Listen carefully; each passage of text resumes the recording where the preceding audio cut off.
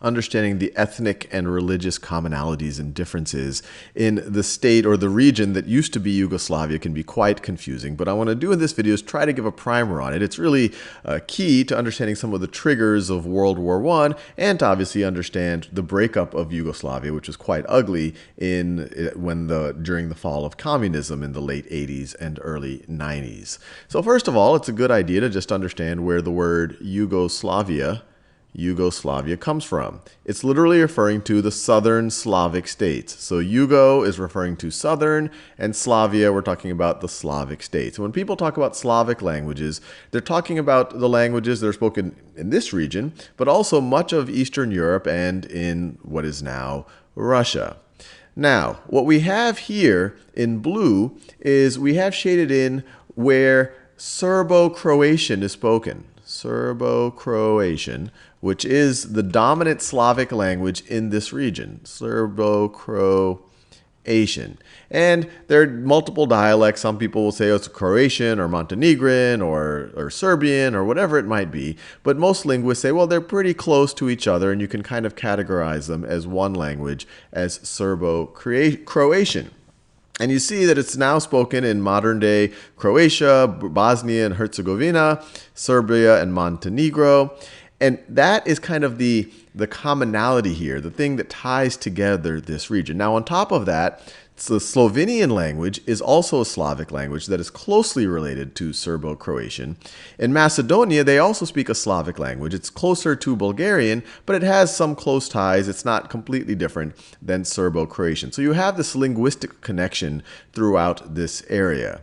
Now, what divides this area is really religion and history. So this area, if you go back hundreds of years, it was under the control of various empires. The Austro-Hungarian Empire, the Ottoman Empire, different. The Austro-Hungarian Empire, you're dealing with the Roman Catholic Empire. When you're talking about the Ottomans, you're dealing with a Muslim empire. And they held different parts of this territory for hundreds of years.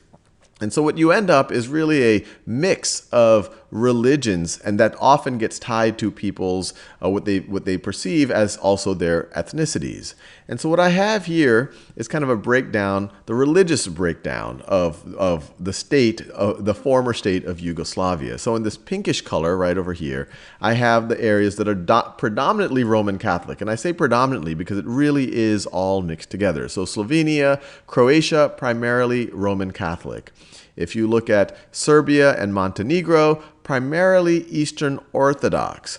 Kosovo, you have a strong Muslim majority right over there. And it really gets, and Kosovo, before its breakup, was kind of part of Serbia and Montenegro, despite it having this very different religious makeup. And then Bosnia and Herzegovina is where things get really, really mixed up. Roughly half of the population, and it's been moving over the centuries, but the dominant religion there is Islam. And in general, and this is where it can be confusing, when people talk about a Bosniak, when they're talking about a Bosniak, they're talking about a Bosnian Muslim. Bosnian Muslim.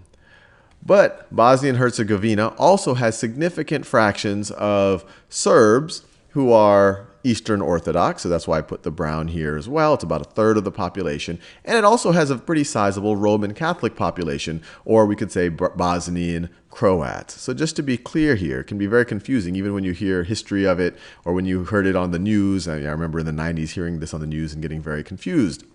If someone's referring to a Bosnian Muslim or a Bosniak, that's a Muslim living in Bosnia. That's what they tend to be referring to. If they say a Bosnian Croat, this would be a ethnically Croat who is living in Bosnia, and it would tend to be Roman Catholic. And then if you have a Bosnian Serb,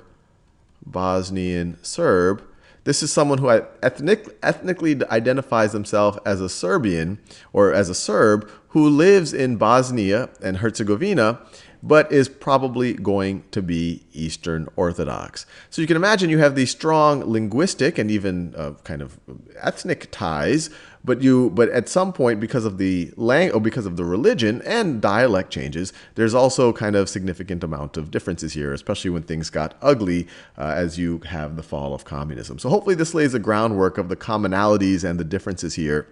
And it'll help us understand what got us into World War I, or at least what triggered World War I, and also some of the ugliness that was seen in the early 90s. And just to finish up with a little bit of context, this was not a unified state until, World War I, to some degree, was precipitated by a desire to make this a unified state. This ethnic grouping, this linguistic grouping, tended to be broken up with the Austro-Hungarian Empire, the Ottoman Empire.